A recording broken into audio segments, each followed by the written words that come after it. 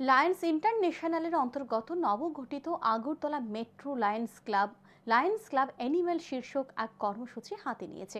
এই কর্মসূচির মাধ্যমে তারা পশুদের খাবার থেকে শুরু করে চিকিৎসা প্রদান করবে। রবিবার আগরতলা শহরের জগন্নাথ বাড়িতে যান সংস্থার কর্মীরা। তারা এদিন জগন্নাথ বাড়ির গৌশালায় থাকা গরুগুলিকে খাবার প্রদান করেন।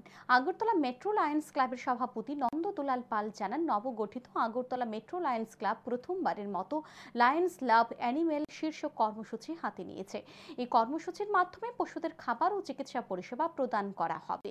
জগন্নাথ মন্দির থেকে এদিন এই কর্মসূচির সূচনা করা হয়েছে।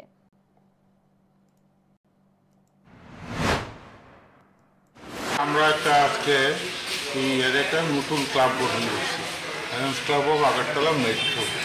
এখানে আমরা সবাই সদস্যরা এখানে আইসি। আজকে আমাদের ক্লাবের ফার্স্ট অ্যাক্টিভিটি হিসেবে আমরা আজকে লায়ন্স ক্লাবের একটা লায়ন্স ক্লাব অলওয়েজ